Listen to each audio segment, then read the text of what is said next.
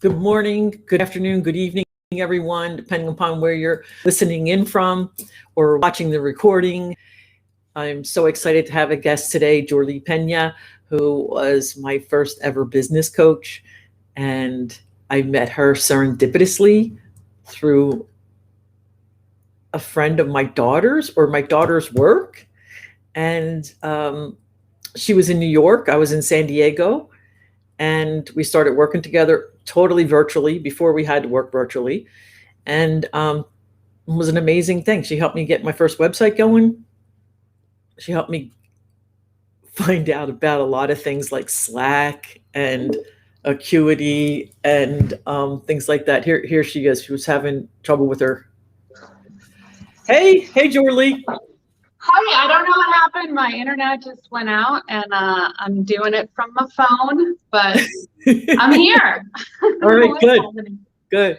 I was just telling everybody about how we met each other through my daughter's work and that we worked virtually before we even had to work virtually. Yeah. Opposite coasts. And still one of these days I'm going to get to see Niagara Falls. I've never been there. And so when I come to see Niagara Falls, I'm going to stop and see you. Because you're close by, right? No, but I'm north of the city, but I'm on the Hudson, but not near Niagara. But compared to California, yes. Hey Janet, how are you today? Janet's been on. Janet comes in and watches us a few times and makes some comments. And Janet wrote a book called GPS. They're going to have to remind me, Janet. Anyway, hi, Janet. Here's Bernard. Bernard comes on once in a while. So I was telling, when we were in the green room, we were talking about what we were going to talk about and how much we both believe in serendipity and synchronicity. So I started to tell you the story about how I even got LinkedIn Live. So yeah. a lot of people ask me that, so I'm going to tell you. I was on a lot of lives last year because my coach at that time said, I want you to get on podcasts and things like that. And all of a sudden I saw people doing lives. So I just reached out to, anytime I saw someone doing a live, I reached out to them and said, hey, can I come on? And mostly everyone said yes.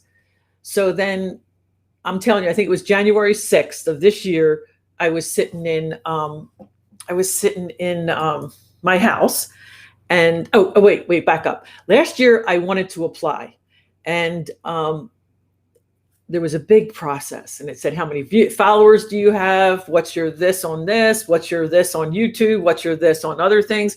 And I didn't have any of that. And so I just didn't apply. And then this year, January 6th, I said, Feast of the Epiphany, I said, you know what? This is going to be my goal by December 31st of 2021. I want to have LinkedIn Live. And screw it. I'm just going to put the truth down on this application. I'm going to put 0. Yeah. If I have nothing, I'm just going to put 0. So I logged on. The application was completely different. Basically, it was name, address, phone number. Amazing. And I submitted it, and within 2 days, I got a letter saying you got live. That's so cool. Yeah, it's the divine timing and like following that nudge when you exactly. Yeah. Because why me? I have no idea. Why I was chosen, and so many people say to me, "How did you get it? I've been waiting forever." So here, I wanted to get back to Janet because I started to mention her book and I didn't remember the name of it. Oh, this is the link to get it. Human GPS. Yeah, Human GPS, if you want to get Janet's book. Okay. That's a great title. And then another serendipity and synchronicity that we have is I worked for a city that you lived in. So while you were growing up, I was working for that city. I know, that's crazy. Yeah, Mm-hmm. Encinitas. Mm-hmm. That's very small worlds, right? Very Yeah. small, very small. Even though people Yeah. like to say Cardiff is not in Encinitas, it is. Yeah. Yeah. Yeah. Yeah. I actually remember as a kid when they voted and they made it a city because it was Leucadia, Encinitas, Leeuwenhoek, and Cardiff. And you got to vote on the name. So it's funny. I have that big memory. And here's Elizabeth, my friend also from New York, but she travels and never know where she's going to be. Last time I think she was in Atlanta. And Bernard is saying it was destiny. Yeah, and I feel that I've been given this opportunity. So I have two. You were asking me when we were in the green room. I have two shows. I have this show on Sunday, Serendipity, Stories of Serendipity and Synchronicity, where people can just come on and talk about the crazy coincidences of life. And people talk about lots of different things. And sometimes the God word comes up. And then on Tuesdays, I have on being a first-time leader, and I have guests on that are basically helping the next generation of what now people call people managers. So maybe you've been a project manager, but now you're a people manager, and it's much different.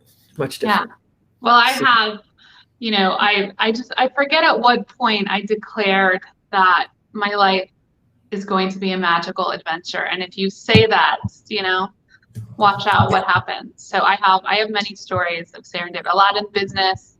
I feel like most of if we looked back, is, there's a lot of serendipity and synchronicities at play for everyone. But if you're aware of it, I think that just invites more, So how does one become aware? Well, I think setting that intention and then noticing things, I think that is, again, like I said, a big part of it. Being open to that. I mean, I do think, I'm trying to think what book this was, but they say if you look back at some of the most important events in your life, the most like jobs, people, moves, most of those have to do with coincidence, like what most people would call coincidence.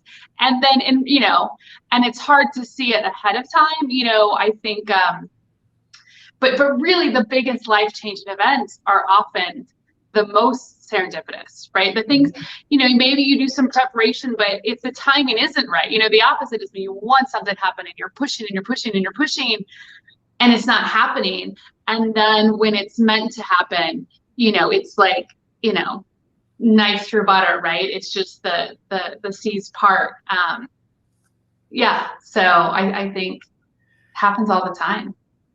You know what, for some reason that reminds me of when I was going to work for the city of Coronado. I was working for the city of San Diego at the time.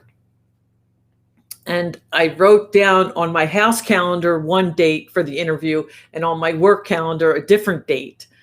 And so when I was interviewing for the city of Coronado, I was basically a day late. Shit.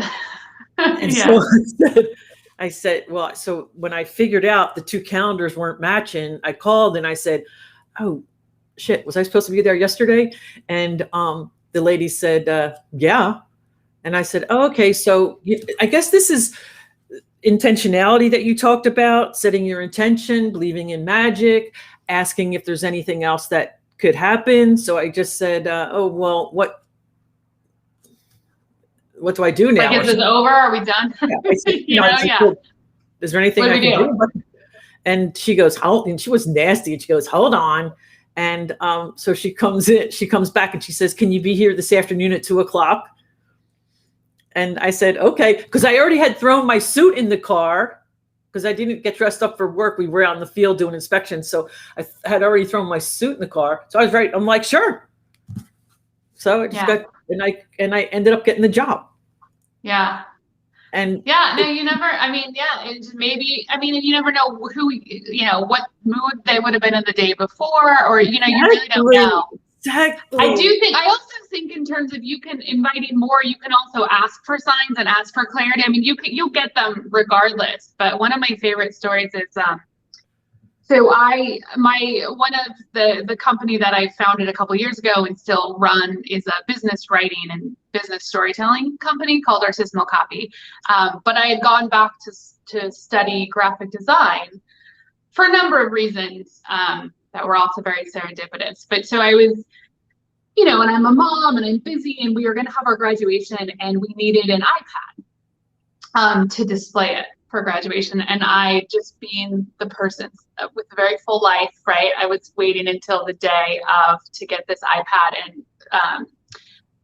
the school I went to is right near Grand Central in New York, so there's an Apple store. Anyway, I run in there 20 minutes before class. I know which one I want. I just want to get it. But leading up to that, I was having a little bit of like a career, not like a crisis on, well, I write things, but I also now want to be able to communicate visually. And should I maybe join a creative agency? Like, I have a successful writing agency, but maybe I should just get a job and work for an agency because I don't really know how they do it. I'm kind of self-taught. And anyway, that was in the back of my mind. Anyway, going to get this iPad, I know exactly what I want.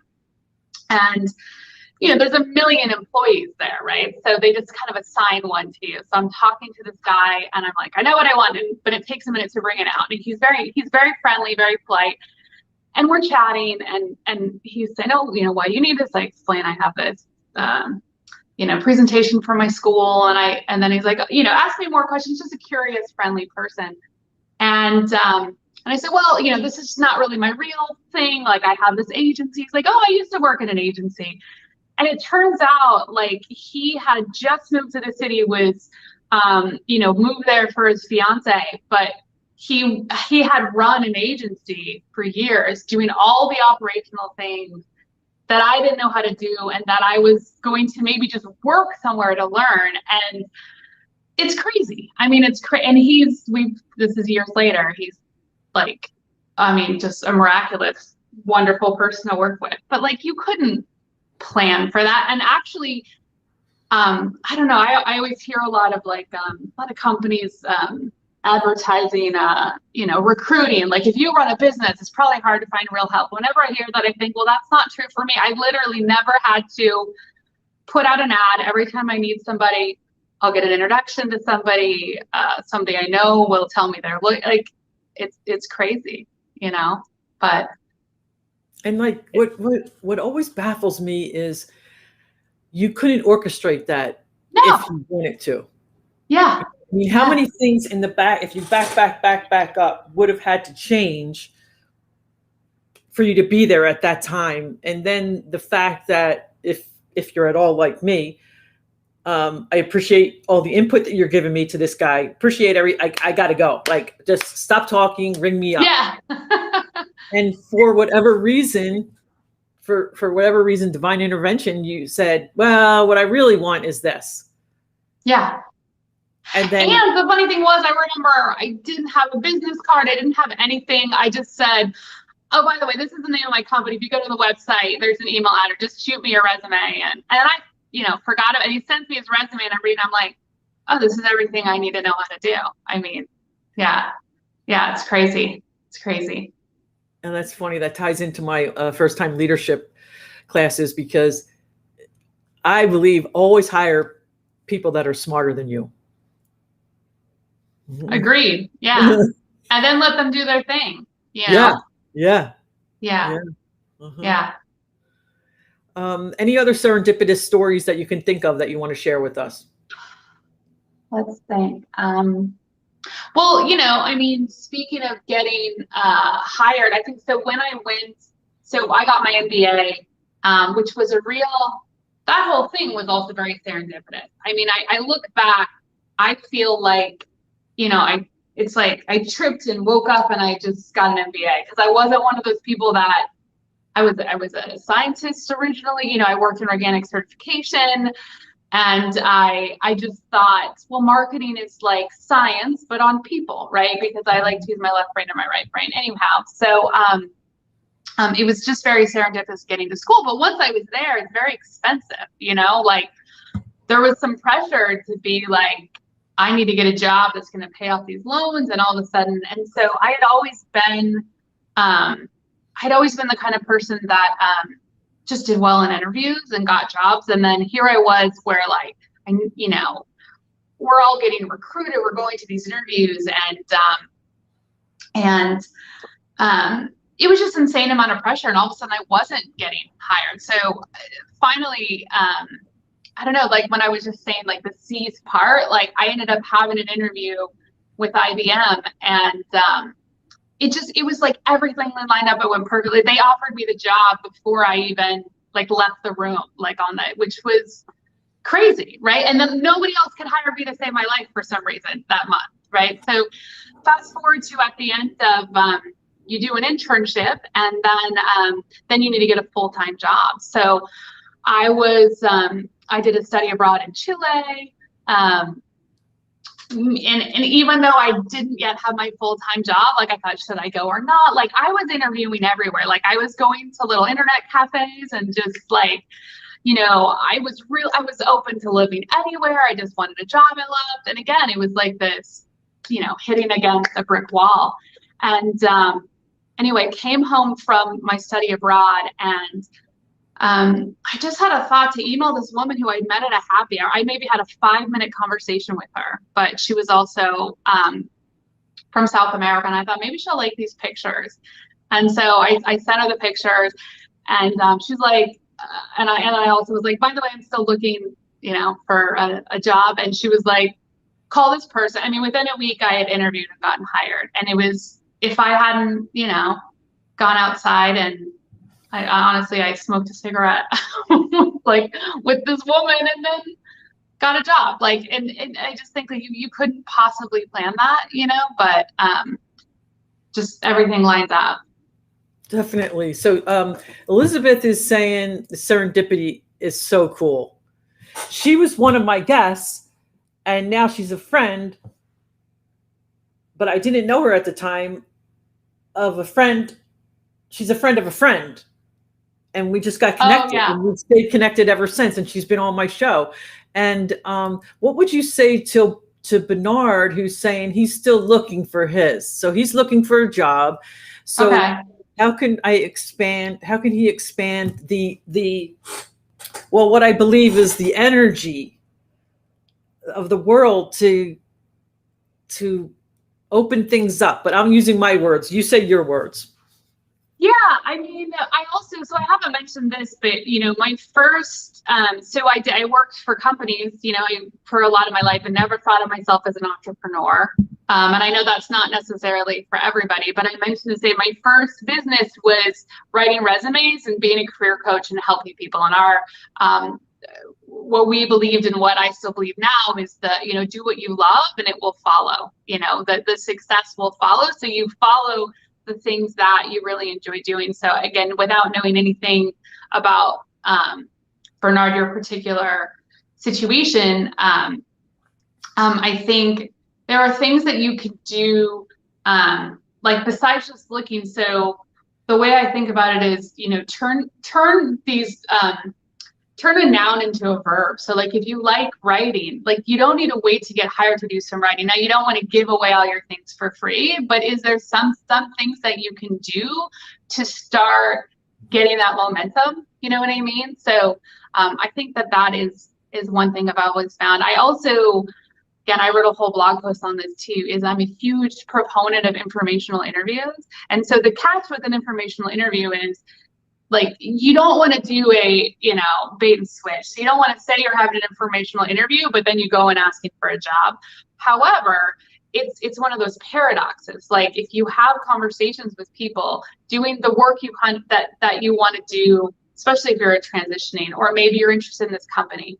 But if you have a conversation where you're really actually interested and getting to know things about that can lead to so many things. And then when there is an opportunity, they will think of you first. And then you would always close out one of those interviews with, you know, is there anybody else I can talk to? So I don't know, those are some of my kind of quick and dirty things without knowing, anything about your situation. Well, we can always bring him on if you want to talk to him. Bernard, I don't know if you're doing the lawn, if you're mowing the lawn. We did this once before. He was mowing the lawn. He had to quickly change. It's about, I meant about getting an MBA? You mean how do you get an MBA? Okay, that's easy. I mean, that I think you just decide where you want to go and you make it happen. I mean, I think there's a lot of, because there's all different types of programs. I will say, and I guess this isn't very pandemic friendly, but when I think back to when I got my MBA, it was 2 years in person. And I think the most valuable thing, I mean, yes, we learned a lot, and yes, then you get to put this on your resume and the companies that will hire you, but what is worth its weight in gold to me and it's worth the tuition was the people, actually meeting the people. So I always think, like, if you can do something in person, again, this is not for pandemic times, but maybe a year from now, like there's nothing, I don't know. I always push people to do that as opposed to the executive or online. But a lot of times now, the online ones, if they have a component where you can meet in person, because you just forging those genuine relationships, to me, was much more important than the accounting class and branding and all that. And so I 100% agree. And when I got my master's degree, what happened for me was I wanted to move up. I've worked for government my whole life, as I've told you, several cities that I worked for, and I wanted to move up. And so I asked two people several steps above me separately, do you think I really need a master's degree to move up in government? And both of them said the same exact thing without hesitation. They're like, absolutely. So then I was like, okay, I'm going to get a master's degree. Now in what? Like, I didn't want an MBA, and I didn't want to, okay, there's an MPA, which is a Master's of Public Administration. I didn't want either of those. So I was living in San Diego at the time, and I just went on every school in San Diego and looked up what they offered as a master program. And so then I found executive leadership at USD, and it was a cohort. So the thing I liked about it is we only met in person once a month for a long weekend, and we all stayed together. That nobody, after it started. That's not perfect though, because at least you're meeting and you're interacting, and then you don't need to be perfect. Perfect. Let's see. And also, Bernard, Janet is saying, what is designed for you can only be yours. It's true. And it has to do with, JORLI, tell me what you think about this, is that following your intuition. Like, why did you, not only you had the cigarette, you exchanged information, but you had this thought of, I met that lady when I was having a cigarette. I'm going to follow up with her. So it's following. We have all kinds of those thoughts. Maybe I should do this. Maybe I should talk to that person. Maybe I should. So it's like that thought came It's so funny. I laughed when you said that, because I don't know if you know this, but I'm writing a book and it's about intuition. It's like practical intuition. Intuition is like it's my thing. I'm very into it, and describing how to it's like any other senses. Like, maybe people are born with different levels, but you can get better at it. Yeah. So, I mean, one thing that's the ones that pop into your head multiple times unprompted, right? So it's not like I was thinking about it, and then you follow it, and then you kind of get a lot of practice doing that. Shoot, I was going to think of another example that came to mind for that. I lost my train of thought on that. But for Bernie, I was wondering why he wants to get his master's. I'm just curious, because I think there's so many different reasons. But I think I don't know.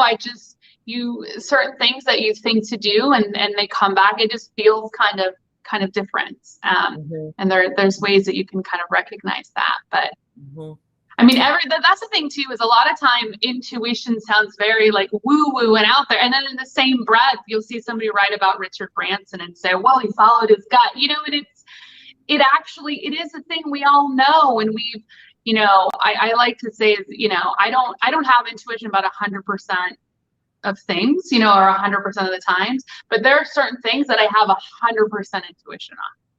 And then those ones, you go for. Oh, I know the other thing I was going to say is that going back to, you're more successful when you do what you love. Sometimes it's just we're so go, go, go when we move in our career and our life, like from one step to the next. But I sometimes marvel at like the business that I have, which is copywriting and, business writing and editing, which has been what I've been doing for a long time. And now I have a bunch of other writers and editors that work with me. Is nothing about my career before I started this business told me that I would be successful at this. I was a biology undergrad, then I got my MBA, so marketing, I guess, is adjacent, but there was a sense in me that when I was at these big companies and we'd hired agencies and the people that were writing, I would, it's just like, I kind of wanted to do that. I kind of wanted to be on the other side. I wanted to be at the agency. And so just that desire, or I also think too, you can let envy or jealousy be a guide to tell you that's what you want to be doing. Not that it needs to be you or them, but that the people that you're in awe of, that they're doing something and that might be what you need to do. So anyway, then I think back to, wow, like here I am making a living and running a company where we help companies tell better stories and write, and nobody would have bet on that. I wouldn't have bet, there was no reason to suggest that it would be successful other than I liked doing it and it sounded cool. Right. And Janet is saying, JORLI, so true seeds get planted in our own being in a variety of ways. Yeah. Yeah. So true. And how do you get good at intuition is trying it and maybe making mistakes. Bernie, JORLI may be stirring up something in you again. Yeah. They're kind of talking between each other's over there. So it's following. Let me go ahead. I had some other thoughts, but go ahead. No, but what you just said is making mistakes. But because the analogy that I have is when somebody says, that, or when sometimes you truly feel indecisive, right? So you feel indecisive and you're like, I really don't know, right? But they'd let's say you flip a coin and it lands on the side that you didn't want. Well, then you get that feeling, right? Like that kind of thing happens, I think. But anyway, one quick way, I teach workshops on this also, but one of the best ways to just start to gauge your intuition, so you can basically find your body's yes, no signals, right? So, or I would say yes, no is maybe too strong. Sometimes things aren't that binary, but something like move towards or move away from. So, for example, what you can do is, again, you don't need to meditate, you don't need to do all that, but just get quiet for a second. And what you do is ask yourself a question that you know the answer to is a emphatic yes, right? So I don't know, am I thankful that it's spring and we get to go outdoors now? It's coming up, being in New York, it's been cold, it's been quite a winter. So, I would, and then you kind of close your eyes and you think, yes, yes, yes. And then you see where you feel that in your body. It's something kind of lit up, and then you let it go. You do the same thing with no. And so that's one practice. Then when you get to a point where you need to make a decision, you start to then feel into one of those or the other. Or the other one that I like to use a lot too is if you have a decision ahead of you, picture if you make that decision and if making that choice makes you feel like you're expanding and opening up, or if it makes you feel like you're crumpling into a ball, you will know, right? Whether or not you act on it then is a different part of it. So a lot of times we know, and then, we all ignore it sometimes. So. Well, to that, I want to add, we've been taught to ignore it. Yes. Yes. Oh, don't be silly. Oh, that's ridiculous. You could Oh never, yeah. that would never happen. That could never happen. And I've had people tell me out loud, seriously, do you know that this kind of shit doesn't happen to anyone but you? And I'm like, it's because I'm looking, because I'm aware, because like, I don't know, like I'll say, I really would like to get a blender. And the next thing you know, someone mentions blenders are on sale or they're giving one away. It's just beyond comprehension how it happens. I can't explain it. That's why Yeah. it can only be from the divine, because it's inexplainable. And But before I I think forget, it starts with the possibility that you believe oh yeah, it can happen, right? Mhm. And then it's easy then, now you have all these data points Mhm. that you've seen it and it just becomes your natural state. Yeah, Mhm. I remember in 8th grade, we visited the Smithsonian, you know, and then and we kept hearing, you know, our teachers are like, look, this is you know, Washington DC is a big city, there's a lot of crime, like, you know, people might try to steal something from you, you know, it was, you know, Oh yeah, fear. going from Cardiff to Washington D.C. Yeah, big difference. Yeah. Yeah, but and so I remember we were at the Aerospace Museum, and and I got this new camera, or is like whatever, but I had a camera and that I wasn't supposed to lose, and I was playing like a game with my friend where we're like, let's run and race to the other side of the museum, right? So we run over there, and as soon as we ran for like 5 minutes straight to like meet at the entrance, and then this woman comes running behind me. She's like, here's your camera.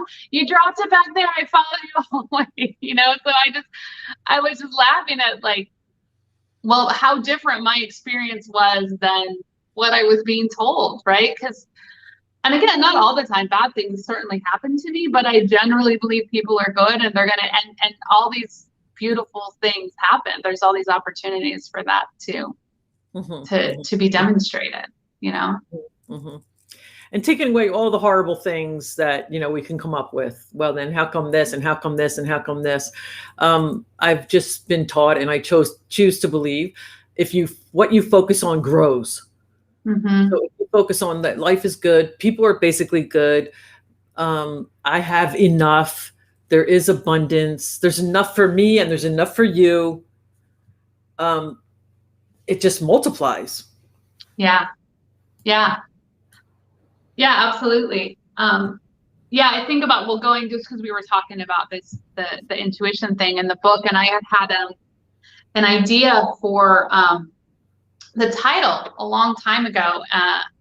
And anyway, then I joined this like group call, and it was a small group of women, and I told them how, like, I was like, I have the title for my book, and I mentioned it. And then one of the women there, she texted me after and said, hey, can we chat for a second? And I said, oh, sure.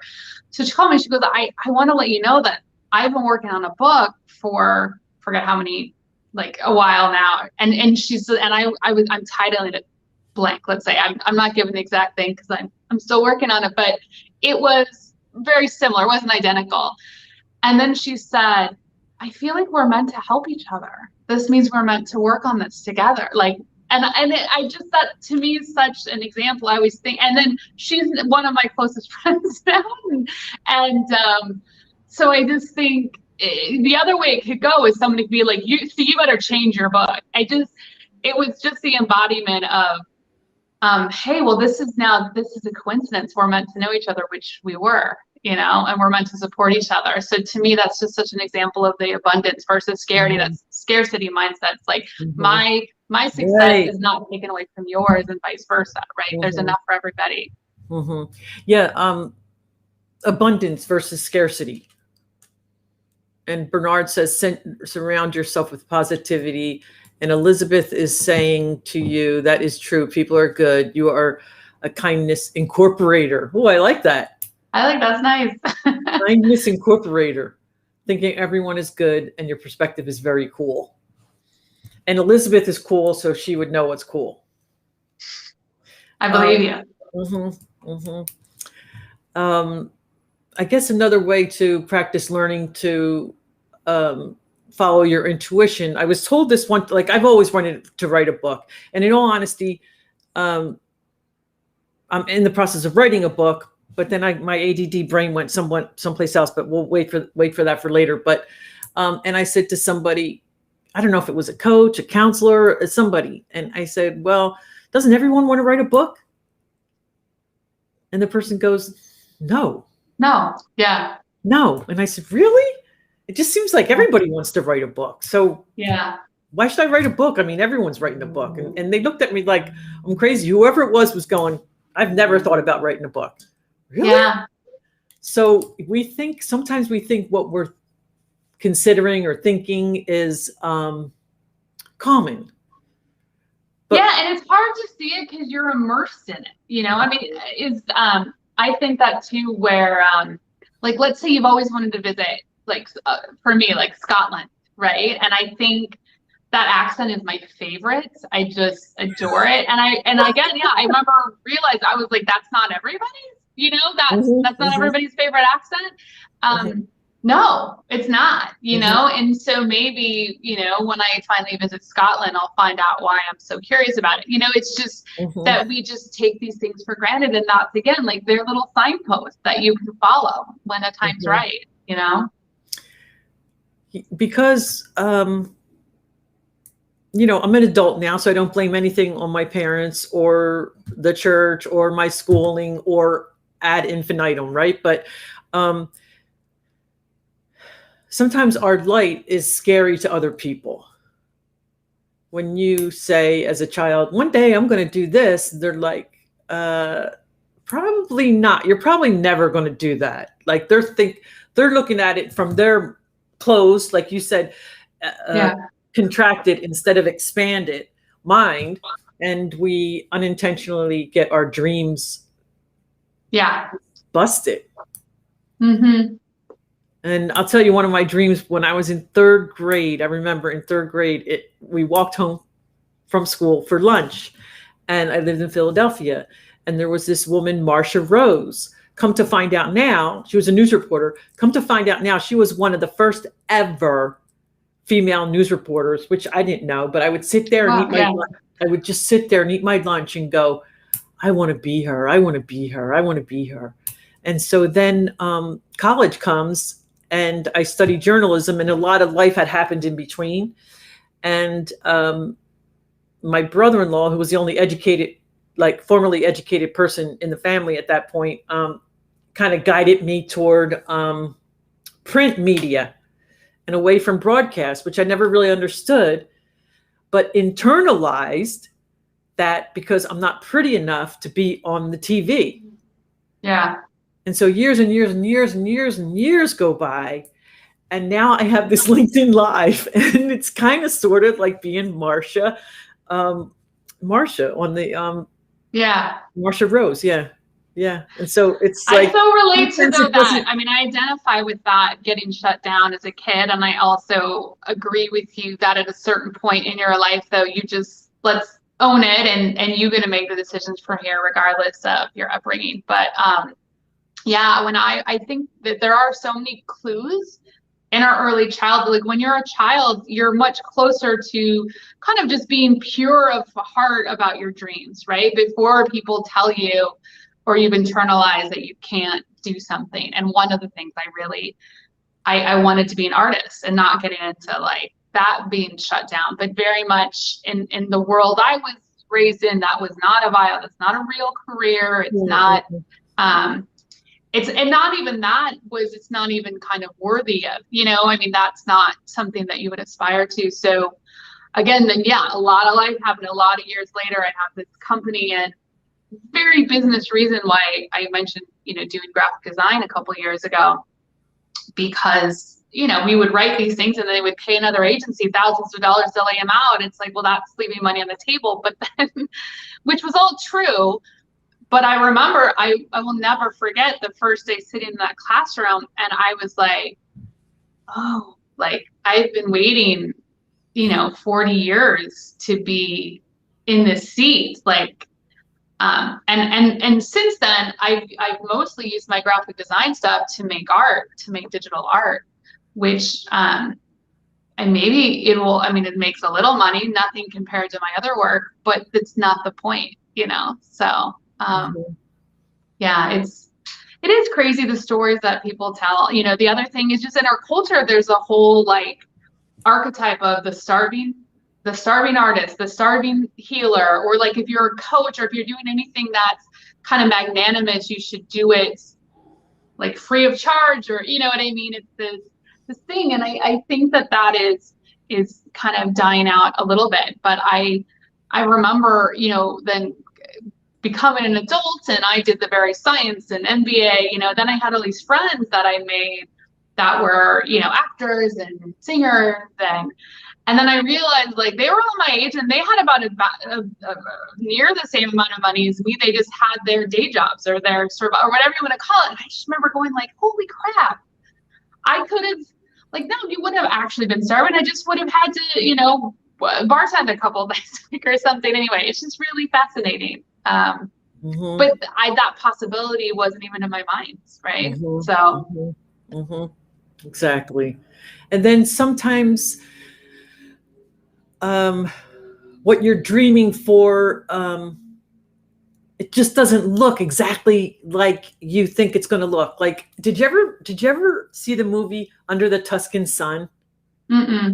Oh my gosh! Oh, we did that, like Diane Ladd. Diane Lang, yeah. Lang, yeah.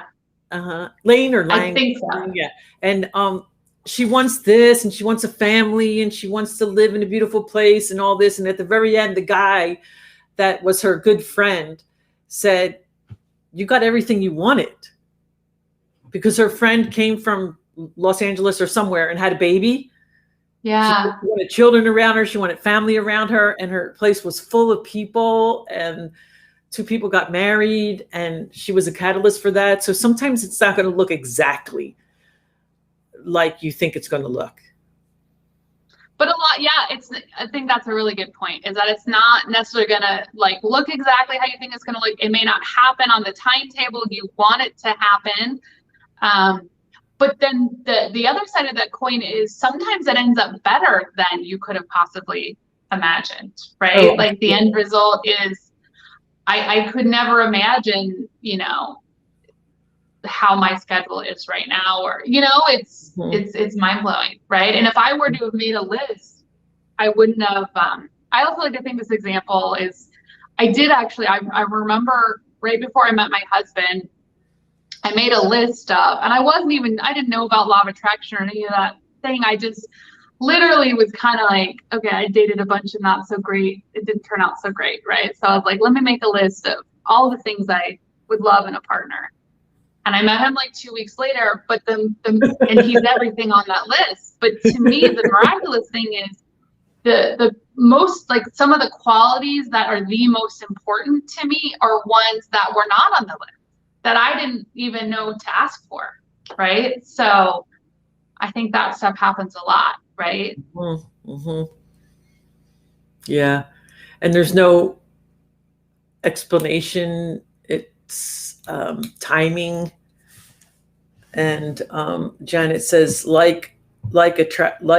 attract and identity likes. Likes attract and identity likes. So yeah. You know, well, I just a few years ago uprooted myself and went to San Francisco and lived in the Bay Area. And I had a devastating year the year before, 2015. I had cancer, and then my best friend passed away. And she was single and I was single. And so we would do all like single stuff together. Now we would go dancing, we would do speed dating, we do so much fun things that as a single older woman, there's not a lot of people to do things like that with. And she was in my master's class. That's where I met her. She was in the cohort. And I was just really restless, irritable, and discontented. And I just needed something different. And a woman at work had gone to Machu Picchu. And I just knew in my gut, it wasn't a trip. It was, I just needed something big. And I saw this ad for a job in San Mateo. I never even heard of San Mateo. I had to look it up on a map. And people, this is a true story. And people would tell me that's where all you know, that's where all the tech is. And I always called it Silicon Valley instead of Silicon Valley. So I always thought it was in Los Angeles, and that's where women got boob jobs. Oh, That it was Silicon Valley, and they were that's just hilarious. all the women in LA that had boob jobs. So I get up there, and so then I just said, God, if you want me there, put me there. And people looked at me like I was crazy. I sold everything I owned. Whatever I could fit in my car, I took up there. Yeah. And as a result of that, so many things. I got my coaching certification. I met you. I mean, there's so many things that happened as a result of that step. Like you take the first step and then the next one appears. Yeah. Mm-hmm. And I do think that there's times in your life where you kind of just need like to kind of just like pictures it, like shove everything off of it and have something new. I do. It's interesting because me getting my MBA was similar. Remember I said I feel like I tripped and got, because again, if I think about what I thought I would like an MFA seems more, you know, I had that inner artist, right? But you know, with going to Indiana, yeah, I couldn't have picked Indiana out in a map. I had nobody I knew in the Midwest. I didn't know anything about it. I mean, going back to intuition too, the way I describe it, and I wouldn't have at the time when I'm talking about the story, but how I describe it now, there's certain things or people or whatever, they have like a sparkle to them. They have just something, again, it's not like a literal sparkle, but they're just like, there's something more there. There's like a thread that, you know, you should pull, right? Or if you pull it, there will be another, you know, thing open. So, you know, I just took the GMAT and then I did well and they invited me to go to dinner at this like nice restaurant in La Jolla. And I'm like, I'm not going to turn down at dinner. But then I went to the dinner and, you know, the admissions person next, he was just great. I mean, he was just funny and great. And, you know, had this, you know, we had a great conversation and then they said, well, we'll fly you out for Admitted Students Weekend. Well, I'm not going to turn that down. Right. So, and I've been thinking, oh, maybe I'll go to Berkeley. Maybe, you know, I didn't know anything about it, but it was like one thing after another lined up, right? So, IU, the Kelly School of Business. No, he's joking. He's just saying, where's Indiana? He has a sense of humor. Oh, no, he said, where in Indiana? Oh, where in Indiana? Oh, yeah, IU. But I think another thing that reminds me too, when I was Admitted Students Weekend, again, not realizing in retrospect, I was sitting next to, you know, somebody who was like the chair of the consumer marketing department.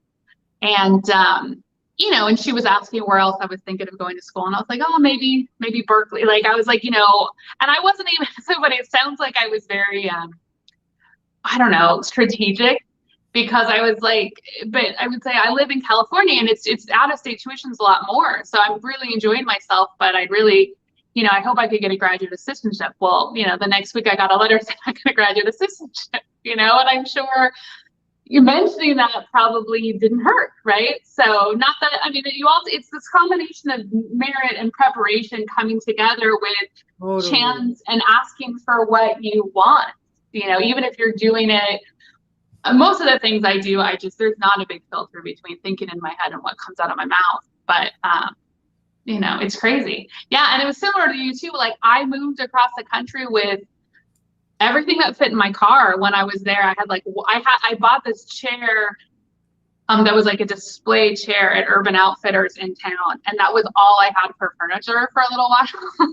And I still have that chair at our dining room table because it reminds me of when like, this was the only thing I owned, you know, besides my clothes, my computer and my car.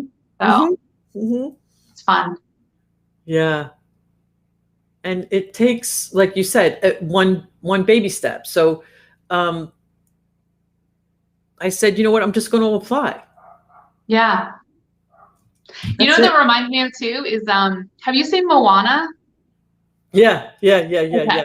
So Disney movie, for everybody that hasn't seen it. I love this movie. But so, you know, the thing in this movie is like she's friends with the ocean. The ocean is kind of this, you know, character in of itself. But this one metaphor that I think of all the time is like, so she's trying to catch up with Maui who stole her boat, right? But she's just swimming and he's on a boat and she's kind of saying, help me. But you start swimming. And then as soon as she starts swimming, then the ocean pushes her. And that has happened.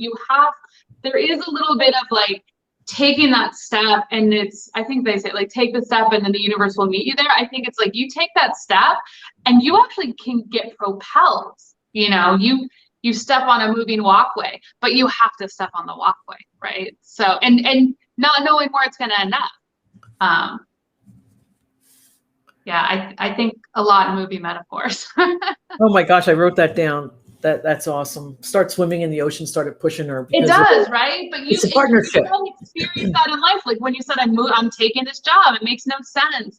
Going back to intuition too, another way I think that you can sometimes recognize when it's a divine inspiration is, and not all the time, and it's not like you should do everything illogically, but the things that pop into your head that you wouldn't have chosen, right? Mm-hmm.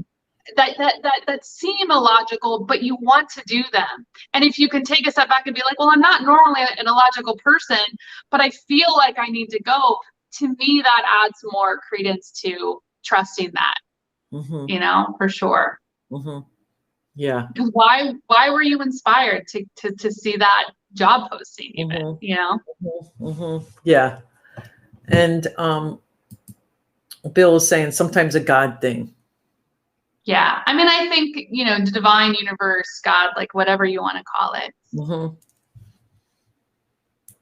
Yeah, yeah. When God actualizes, or whoever you want to call God, spiritual journey with your human experience. Yeah, that you just can't explain it. You just can't. So the thoughts that, I agree with you, the thoughts that come to me that are like, where the heck did that come from? Yeah.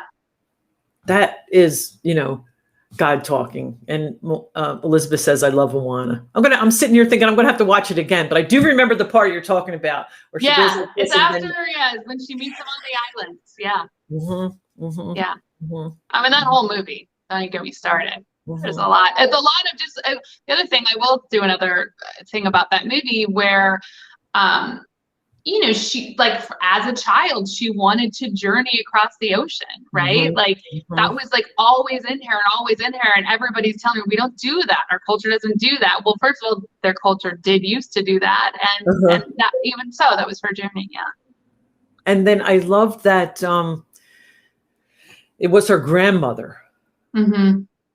that like encouraged her. So yeah. I think similar to God, whatever you want to call grandmoms in your life, yeah.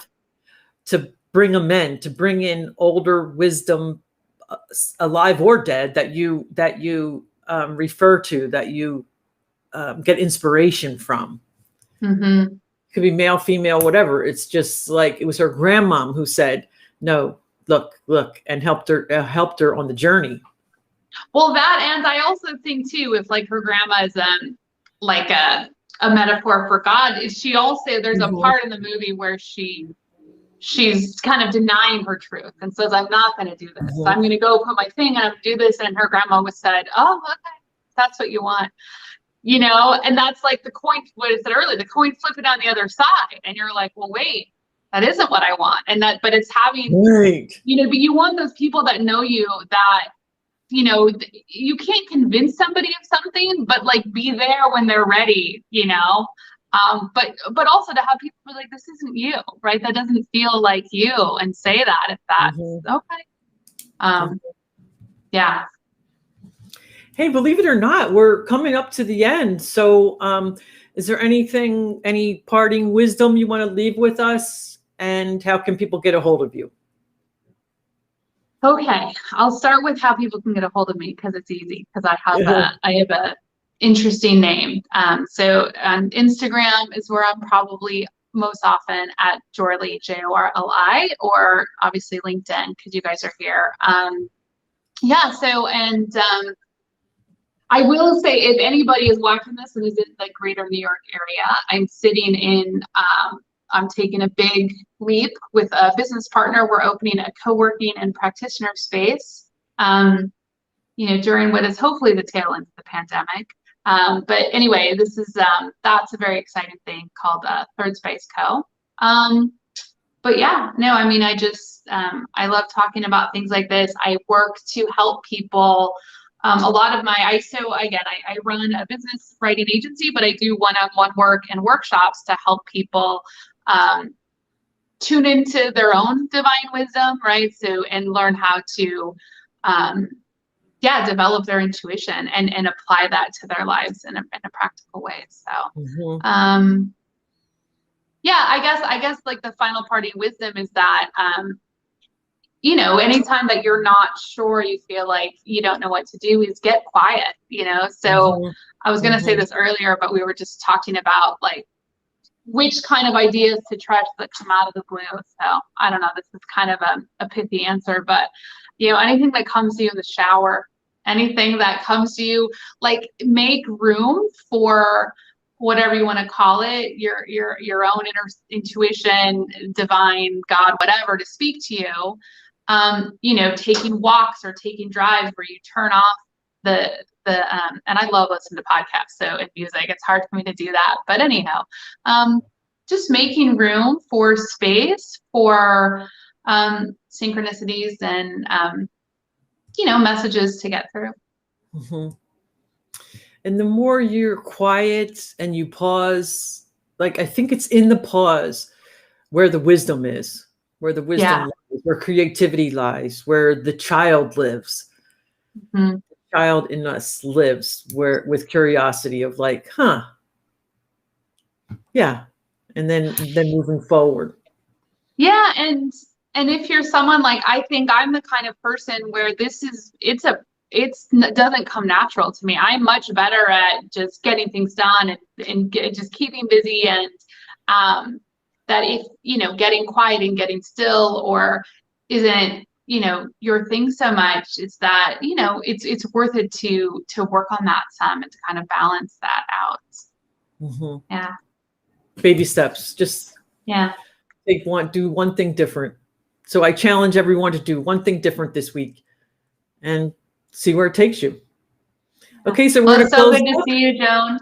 Thank you so much for inviting me on. All right, I'll talk to you later. Bye-bye. Okay, bye.